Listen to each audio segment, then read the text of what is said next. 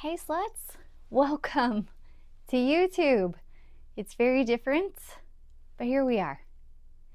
If you're here, I'm going to assume that we've already met on TikTok and you're here to see the full version of chapter 1 of my fanfic about the Umbrella Academy. But if you're just happening to stumble across this video outside of the TikTok community, then just know that over there I am Anna Shula Creates and that I read a bunch of banned books on TikTok. Sometimes we get in trouble for it, but it's totally worth it. And this is our little foray into reading some of my writing on the internet and gifting you with my fan fiction about the Umbrella Academy, specifically the character 5. So this fanfic will pick up after season 1, after season 2, episodes 1 through 5. So if you've seen all of season 1 and season 2, episodes 1 through 5, you will be fully able to keep up. And if you haven't, you can, get on the internet, read a synopsis, and then you'll be caught up with the rest of us. So I'm going to read to you my fanfic about the Umbrella Academy called 5 Deserved Better. And this is, for all intents and purposes, ultimately a love story with all of that great other Umbrella Academy magnificence strewn in. So here we go. This is 5 Deserved Better, a fanfic by me, Anna Shula. When she got home from work that night, 5 was waiting for her. She didn't notice him right away, seated there patiently waiting in the shadows, one leg tossed over the other, ankle resting on his knee. She realized it too late as she felt for the switch that would illuminate his presence. She never reached the light. 5 was on her before her fingers could make contact with the wall plate. She wasn't exactly surprised. She'd been waiting for it, really. "I'm sorry," was what he said as he clamped his hand over her mouth. He even kind of looked like he meant it. Chapter 1. 5 had taken to calling her 7 because of the smattering of freckles across the bridge of her nose. Exactly 7 of them, like the Pleiades. Those freckles were dotted in the precise arrangement of the 7 sisters. He didn't think Vanya would mind his reassigning her number, and it was fitting.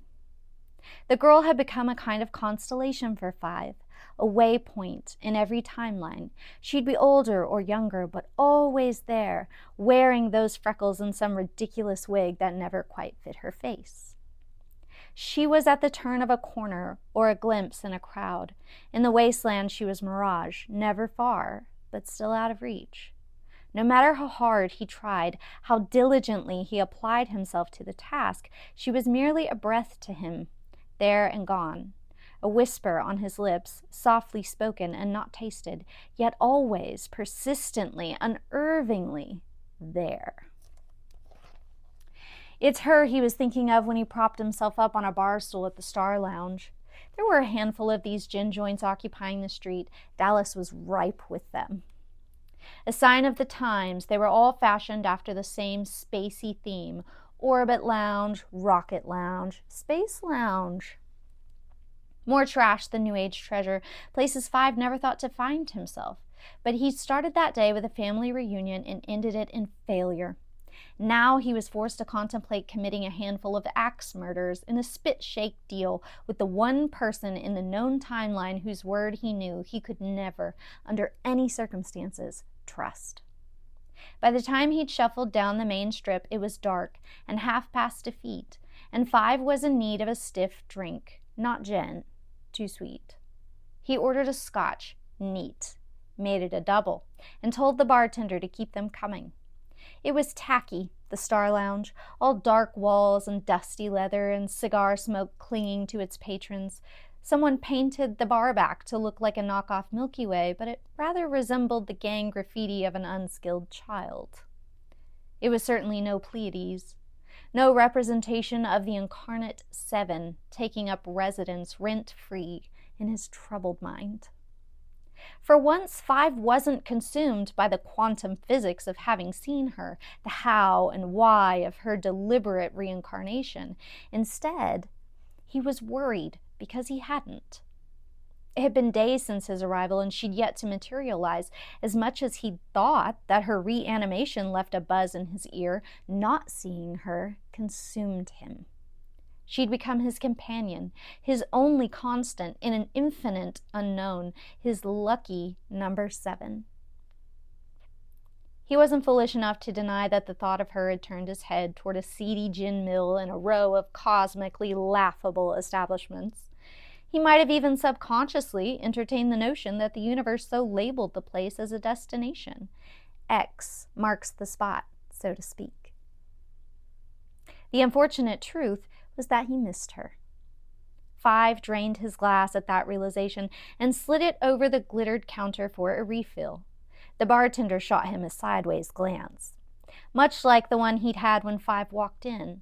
But what he lacked in aesthetically marked maturity, he made up for with a surly disposition and a well-placed scowl. No reason to think this round would be any different. When his glass was returned to him, however, the sharp snap of his favorite black and white was watered down with ice. He was just about to lecture the barkeep on maintaining the integrity of the malting process when he was driven to distraction. Places like this boasted scintillating songbirds, and they rarely ever delivered. But the voice in his ear, a soft, smoky, caramel thing with grit underneath, was a rarity. Five straightened at the sound, afraid to look, anxious at the same time, because it must be, had to be her. In any dimension, he simply couldn't accept an alternative possibility. He turned. And it wasn't. It was a cheap trick with a Maryland haircut and a predictable red dress. Five's stomach dropped, and the scotch soured there like well whiskey. He'd accepted from the moment he sat down that he'd lowered himself to heartsick schoolboy, but the reality of that debasement manifesting itself physiologically was a bitter pill to swallow. He glowered at the dirty blonde over his ruined drink, displacing his ire. His eyes narrowed to focus on her pouty, painted lips, noting a slight incongruence. They pursed when they should have parted, and her tongue caressed her peroxide teeth too gently, and much too late. She was out of sync, he realized. Singing, to be sure, quite well if you were relying on the codgers leaned out of their seats for assessment, but she wasn't singing to him. And yet, someone was. Five abandoned his glass to go off in search of the source. He was Odysseus, steering his ship toward the siren song without concern for the jagged rocks. He cut through the heavy black of the lounge like a razor and ducked into a sidelong corridor to listen. He was on the right track now, the echo intensifying, nearly drowning out the pretender back on stage. He dove deeper, pressing a palm to the wall as he went, feeling his way toward the voice now ringing in his ears. He found her in a back room repurposed with plumbing and retrofitted with large commercial basins for the towers of soiled glasses and 2 full ashtrays piled beside. The dishwasher was a girl, trim and pixie-like, with long, nimble fingers and black hair cropped to her shoulders that was too shiny to be real. And she was singing. He knew it was her. She didn't even have to turn around for Five to confirm it, and he wished she wouldn't. He never managed to get this close before, and if she saw him there, she might disappear again. He didn't dare risk it. Just stuck to the perimeter, avoiding her peripheral. He was her captive audience, her wallflower. Her anything was better than nothing, and he couldn't bear the thought of slinking back to his bar stool without that voice. He knew it would haunt him eventually, wake him in the night with a cold, lonely sweat, but not now. In this moment, he simply leaned back against the particle board wall, closed his tired eyes, and relished the sound. When he opened them again, it was like waking from a dream. His eyes fluttered, and he must have looked like an absolute idiot when she saw him for the first time. And fuck, if that didn't feel damn awful. In all his sightings of her, she not once appeared out of sorts. Now here he was, in her sightline, looking like either a lost drunkard or your average run-of-the-mill predator, or worse, a boy with a crush. "You're not supposed to be back here," she said to him, and he nearly choked because he'd never heard her speak before, a reaction that only fueled his fear of her thinking him puerile. This close, he could spot those ethereal freckles with startling clarity, count each one as she continued to stare at him. Her eyes were milky blue, almond set in her delicate heart-shaped face. She was near enough for Five to catch her scent, and it was liquid soap and dishwater. But lingering just underneath it was black currant, an orchid, with base notes of patchouli and fir. He wanted to breathe her in, commit it to the deep recesses of his memory. In spite of his cleverness, he couldn't devise a way to accomplish this without her calling for security, which she did anyway. Randall, apparently, was his name, and he was twin to the shitty bartender. Or he was the shitty bartender. Five couldn't be sure. In any case, he was quick to throw him through a hidden side door and out on his ass in the muck of a dank alley. Five didn't bother brushing himself off. He'd met her, for Christ's sake, stood so close he could have reached out and touched the 7 stars glittering atop her nose. She spoke to him, and he couldn't muster the wherewithal to grunt in response. For all his travels, experience, knowledge, and skill, he hadn't expected to be a complete dud with the ladies. Certainly not with such impeccably coiffed hair, although he supposed he should rethink the academy uniform. Not like a 3-piece suit would have done him any favors in this present circumstance. Shit. The more he thought about it, the worse it got. And sure, any sane person would have cut his losses, tucked tail, and ran. But Five had never been burdened with that label. He figured he might as well stay. After all, she wouldn't be in there forever. No. She would retire for the night eventually, and was likely to exit out the same door he'd been roughly tossed through, and he had every intention of being half hidden behind the dumpster when she did. It was 3 a.m. when she finally showed. Five had wandered enough timelines to tell the hour without the convenience of analog. He'd learned to feel time, its steady talk of minutes over seconds, ticking over hours was its own comfort. Events, happenstance, even bodies stop and start like shifting sand, but time never changed. Even when he was base jumping back and forth through its layers with all the finesse of an escape artist, time was still time. Which is why the soft toe of her tennis shoe nudging his ribs to jolt him awake was all he needed to recognize the 3 o'clock hour.